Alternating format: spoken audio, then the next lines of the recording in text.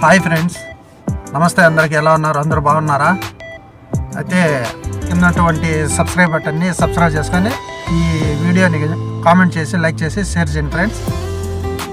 అయితే ఇది వరకు మనం కొన్ని వీడియోలు చేస్తున్నాం కదా. ఆ వీడియోల్లో మనం కువైట్కు రావాలంటే ప్రాసెస్ ఎలా ఉంటుంది, తర్వాత వచ్చేసి వీసా ప్రాసెస్ ఏమిటి, వీసా ఎలా ఉంటుంది, డ్రైవర్ ఇక్కడికి వచ్చిన తర్వాత డ్రైవర్ యొక్క లైఫ్ స్టైల్ ఎలా ఉంటుంది, అలాగే ఇంట్లోకి లేడీస్ వచ్చిన తర్వాత లేడీస్కు డ్యూటీలు ఎట్లుంటాయి, ఏమి వారి యొక్క డ్రైవర్ కానీ ఇంట్లో కద్దమ్మ కానీ వారికి సంబంధించినటువంటి ఆయా జీతభత్యాలు ఎలా ఉంటాయి, డ్యూటీలు ఏ విధంగా ఉంటాయి, రూమ్ ఎలా ఉంటుంది, ఫుడ్ ఎలా ఉంటుంది అని ఇది వరకు మనం ఒక 3 వీడియోలు 4 వీడియోలు కనుక మనం చేస్తున్నాము.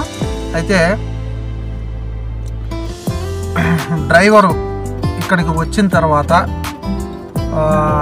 డ్రైవింగ్ అనేది చేయలేకపోతే ఏంటి పరిస్థితి అనే దాని గురించి ఇప్పుడు ఈ వీడియోలో కొన్ని విషయాలు అనేవి మనం మాట్లాడుకుందాము. ఈ డౌట్ అనేది కొత్త వాళ్ళకు చాలామందికి ఉంటుంది కదా.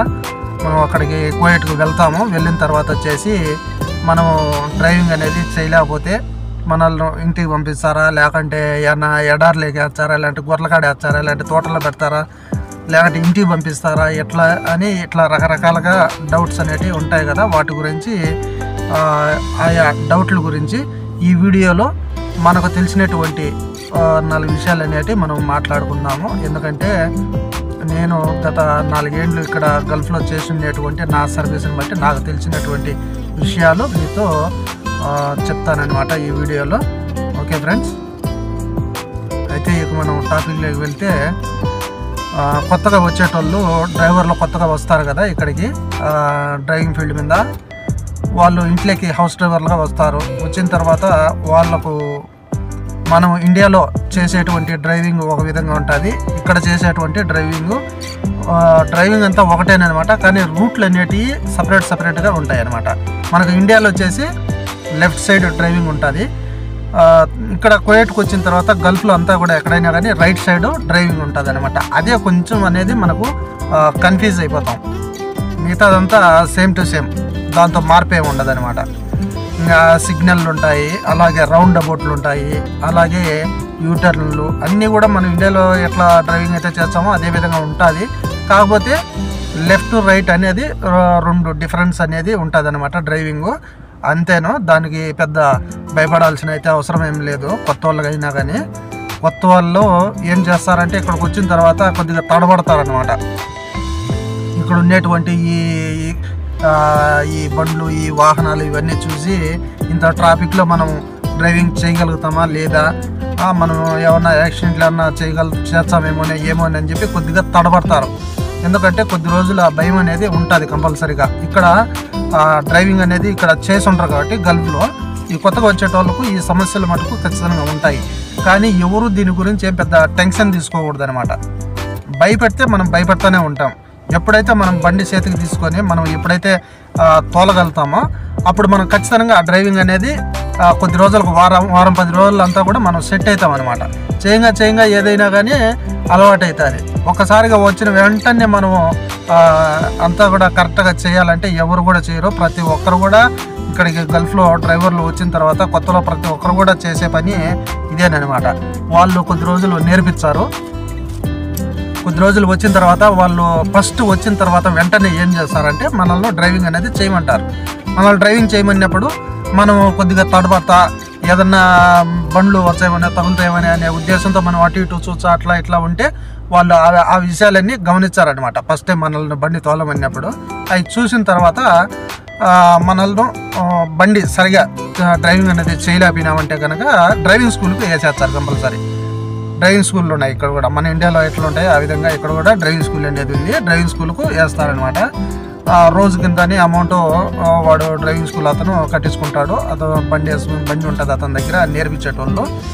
వాళ్ళతో మాట్లాడుకొని వాళ్ళే అన్ని విషయాలు మాట్లాడేసి మనల్ని డ్రైవింగ్ స్కూల్కి అనేది పంపించారనమాట. ఇంకా మనం డ్రైవింగ్ స్కూల్కి వెళ్తే డైలీ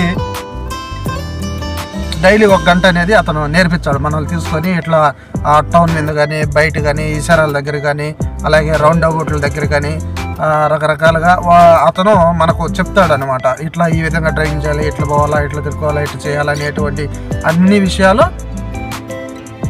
మనకు తెలిసేటట్టు అతను చెప్తాడనమాట. మనకు అర్థమవుతాయి కూడా బాగా నీట్గా.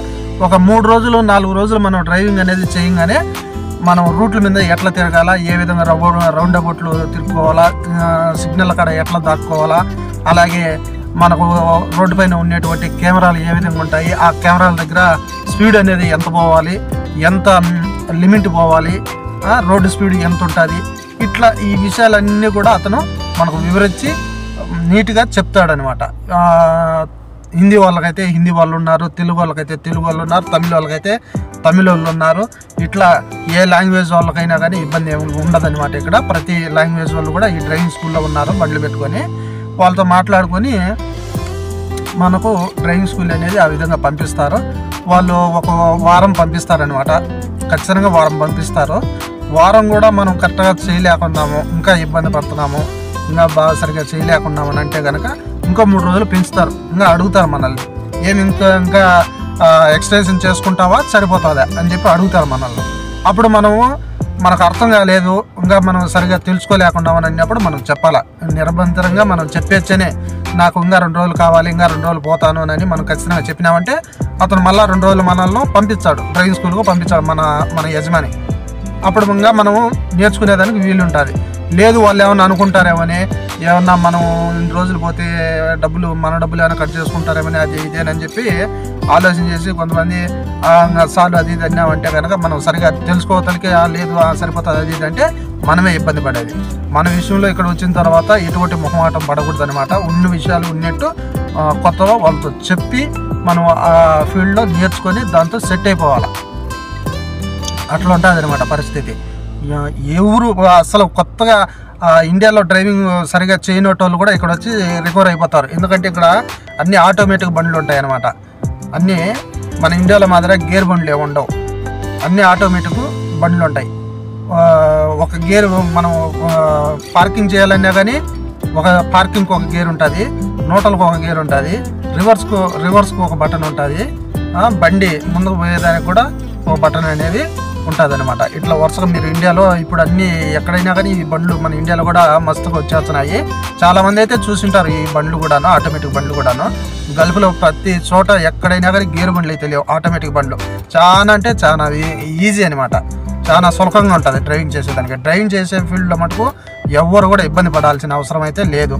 కాకపోతే రూట్లు కొద్దిగా మనకు అర్థం కాదు కాబట్టి రైట్ సైడ్ పోయేది, అలాగే లెఫ్ట్ సైడ్ పోయేది కానీ, యూటర్న్ తీసుకునేది కానీ, ఇట్లాంటి వాళ్ళు అరబీలో చెప్పినప్పుడు ఆ పదాలను మనం అర్థం చేసుకునేదాన్ని కొద్దిగా తడబడతాం అంతే. కానీ డ్రైవింగ్ మీద మటుకు ఎటువంటి ఇబ్బంది ఉండదు.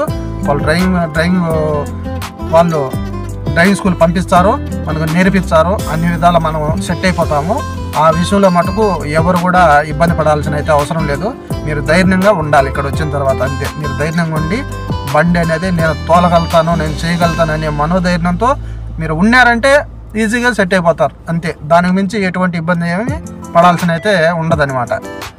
మనము ఒకరోజు బండి ఇచ్చేసి మనం డ్రైవింగ్ చేయనంత మాత్రమే మనల్ని ఎక్కడన్నా ఎడారిలో తీసుకొని పోయి గొర్రెలకాడ వేస్తాడేమని, లేదంటే ఎక్కడన్నా తోటలో పెడతారేమని, లేదంటే ఇంటికి పంపించారేమని ఇటువంటి అపోహాలన్నీ తీసేయండి.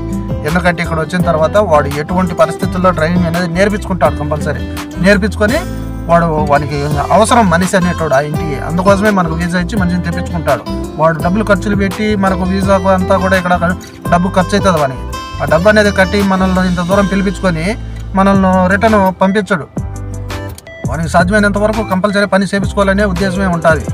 కాబట్టి మనం వచ్చిన తర్వాత మనం చేయాలా, ఎటువంటి ఇబ్బందులు అయినా కానీ మనం నేర్చుకొని ఖచ్చితంగా చేయగలుగుతాము, మనం ఇబ్బంది లేదు అని ఎప్పుడైతే మనకు ఆ ధైర్యం అనేది మనం నిర్భరంగా ఉండగలుగుతామో అప్పుడే మనం చేయగలుగుతాం. ఎప్పుడు కూడా భయపడాల్సిన అవసరం లేదు. ఒక వారం రోజులు అటు ఇటు ఉంటుంది అంతే. మీరు బండి ఎక్కి స్టీరింగ్ పట్టుకున్నారంటే మీకు ఆటోమేటిక్గా తెలుస్తుంది అనమాట, అలవాటు అయిపోతుంది అంతే. 2 రోజులు 3 రోజులు మీకు తోలంగా అలవాటు అయిపోతుంది అంతే. 2 రోజులు 3 రోజులే మినిమం నాకు తెలిసి అయితే. కొత్త వాళ్ళకైనా కానీ పరిస్థితి అలా ఉంటుంది. అట్లా ఆ విధంగా ఒక వారం రోజులు డ్రైవింగ్ స్కూల్ పంపించేసి అన్నీ నేర్పించేస్తారు. పార్కింగ్ ఎలా పెట్టాలి, తర్వాత రివర్స్ ఎలా తీయాలి, ఇట్లా దానికి సంబంధించినటువంటి అన్నీ కూడా వాడు నేర్పించేసి డైరెక్ట్ మనకు పంపించేస్తాడు అనమాట. ఎవరు డ్రైవింగ్ స్కూల్ నేర్పించేస్తానో చెప్తాడు మన సేటు, కరెక్ట్గా చేస్తాడు, ఇబ్బంది ఏం లేదు, అంతా నీట్గానే డ్రైవింగ్ అనేది నీట్గానే చేస్తాడు, ఇబ్బంది ఏం లేదు బాబా అని చెప్పి వాడు మన సేటు కానీ చెప్పేస్తాడు. అప్పుడు మన సేటు గారు ఏం చేస్తాడు, డ్రైవింగ్ మనకు లైసెన్స్ కావాలి కదా, మన లైసెన్స్ అనేది అప్లై చేసేసి మనల్ని తీసుకొని పోయి డైరెక్ట్గా ఎల్ఎల్ఆర్గా పెట్టేస్తాడు అనమాట. మనం డైరెక్ట్గా వెళ్ళిపోవడము, బండి ట్రైల్ పెట్టేయాలి. ట్రైల్ పెట్టక ముందు కంప్యూటర్ టెస్ట్ అనేది ఉంటుంది. దానికి సంబంధించిన సిగ్నల్కు సంబంధించిన పాంప్లెట్ అనేది కూడా మనకు డ్రైవింగ్ నేర్పించాడు కదా, అతను మనకు ఒక పాంప్లెట్ అనేది ఇచ్చాడు. అది తీసుకొని దాంతో సిగ్నల్స్ ఎలా ఉన్నాయి ఏం కదా అనేది అన్నీ కూడా మనం చూసుకొని ఒకసారి నేర్చుకోవాలన్నమాట. దాంతో ఎట్లా ఉన్నాయి అవన్నీ కూడా 4 రోజులు చూసుకున్న తర్వాత మనల్ని పంపిస్తారు. ఫస్ట్ ఆఫ్ ఆల్ ఇది కంప్యూటర్ టెస్ట్ ఉంటుంది, 20 క్వశ్చన్లు ఉంటాయి అనమాట. 20 క్వశ్చన్లకు వచ్చేసి మనము కనీసం అంటే 12 క్వశ్చన్లన్నా ఆన్సర్లు చేస్తారు. ప్రతి ఒక్కరు కూడా ఆటోమేటిక్గా 15-16 క్వశ్చన్లు పెట్టేస్తారు, ఇబ్బంది ఏం లేదు. అట్లా ఆ విధంగా ఇట్లా 15-16 క్వశ్చన్లు అట్లా పెట్టాలన్నమాట. ఆ విధంగా పెడితేనే మనకు ఆ డ్రైవింగ్ స్కూల్ అనేది లైసెన్స్ అనేది మనకు వస్తుందన్నమాట. అట్లా 20 క్వశ్చన్లకు మనము 16-18 అన్నా మనము పెట్టేటట్టు ఉండాలి. పెడతాం ప్రతి ఒక్కరికి కూడా. ఈ పాంప్లెట్లోనే ఉంటాయి అన్ని విషయాలు కూడా, అట్లా చూసి తెలుసుకోవచ్చు. లేదంటే కొద్దిగా నాలెడ్జ్ ఉంది, ఇంగ్లీష్ పరంగా కొద్దిగా నాలెడ్జ్, సెల్లు ఆపరేట్ చేసే విధానం అంతా ఇప్పుడంతా ప్రతి ఒక్కరికి తెలుసున్నది కదా. దాని ప్రకారం ఇప్పుడు గూగుల్లో వెళ్ళి గల్ఫ్లో ఇప్పుడు మనకు డ్రైవింగ్ టెస్ట్కు సంబంధించింది ఒక వెబ్సైట్ అనేది ఉంది. దాంతో మనం పోయి సెర్చ్ చేసినామంటే దాంతో ఆ వెబ్సైట్లో ఓపెన్ అయిపోతుంది. ఇప్పుడు అక్కడ డ్రైవింగ్ స్కూల్ దగ్గర ఎట్లయితే కంప్యూటర్ టెస్ట్ పెడతారో సేమ్ యాజ్ ఇట్ ఈజ్గా మనకు గూగుల్లో కూడా అదే విధంగా టెస్ట్ అనేది వచ్చేస్తుంది అనమాట. ఈ ప్రాక్టీస్ చేసే చాలు. 20 క్వశ్చన్లు వచ్చాయి. 20 క్వశ్చన్లకు మనం ఎన్ని కరెక్ట్ పెట్టాం, ఎన్ని తప్పు పెట్టాము అనేటివన్నీ కూడా మనకు అప్పుడే మన సెల్లోనే చూపించాలి. ఇట్లా ఈ విధంగా ప్రాక్టీస్ చేస్తే ఒక 10-20 టెస్టులు మనం సెల్లోనే ప్రాక్టీస్ చేసినామంటే మనకు సింపుల్ అయిపోతుంది అనమాట. చాలా అంటే చాలా సింపుల్ అయిపోతుంది. అట్లా ఆ విధంగా ఉంటుంది. అవి చూసుకొని బండి ఎల్ఎల్ఆర్ పెట్టడం, తర్వాత ఈ కంప్యూటర్ టెస్ట్ అనేది చేసేయడము, అవి 2 అయిపోయినాయంటే మనకు అప్పుడప్పుడే కూడా మనకు ఆయా లైసెన్స్ కార్డు అనేది వచ్చేస్తుంది. మనం పేపర్లు అవన్నీ తీసుకొని మన సైట్ దగ్గర ఇచ్చేసి అతనే వెళ్ళేసి మనకు లైసెన్స్ అనేది తీసుకొని వచ్చి మనకు ఇచ్చేస్తాడు. అంతే. డ్రైవింగ్ స్కూల్ పోయిన తర్వాత మనకు లైసెన్స్ అనేది మన చేతిలో పడిపోయిందంటే ఇంకా అయిపోయాయి. అప్పటికే నీకు బండి తోలేదంతా ఆటోమేటిక్గా అర్థమైపోయింది. అప్పటి నుంచి ఇంకా నిన్ను పిండుతారు వాళ్ళే ఆటోమేటిక్గా. పిల్లలు పెద్దోళ్ళు అంతా కూడా డ్యూటీలకు బాగా వేసి ఇట్టా తిప్పుతారనమాట. నువ్వు ఎప్పుడైతే ఎక్కువ కొద్దిగా తిరుగుతూ ఉంటావో అప్పుడే నీకు బండి అనేది ఇంకా సింపుల్ అయిపోతుంది. బాగా మనం రూట్ల మీద తిరిగేది చేసేది అంతా కూడా తెలుస్తూ ఉంటుంది అనమాట. డ్యూటీలు ఎక్కువ ఉన్నాయి అది ఇది అని అనుకోకూడదు. కొత్తలో వచ్చినప్పుడు చేయంగా తగ్గుతాయి డ్యూటీలు, చాలా సింపుల్ అయిపోతాయి అనమాట. ఇది ఫ్రెండ్స్, ఈ విధంగా ఉంటుంది డ్రైవింగ్ స్కూల్కి సంబంధించినటువంటిది. ఆ డ్రైవింగ్ ఫీల్డ్ మనం చేయలేకపోతే మనకు పరిస్థితి ఎట్లుంటుంది ఏమి అని ఒక డౌట్ అనేది ఉంటుంది కదా. వాళ్ళకు సంబంధించినటువంటి వివరం అంతా కూడా నేను ఈ వీడియోలో చెప్పాను. ఇది ప్రతి ఒక్కరు కూడా చూడండి. లాస్ట్ వరకు ఈ వీడియో అనేది చూసి తప్పకుండా మన ఛానల్ని సబ్స్క్రైబ్ చేసి, లైక్ చేసి, కామెంట్ చేసి, షేర్ చేయండి ఫ్రెండ్స్. Okay, bye.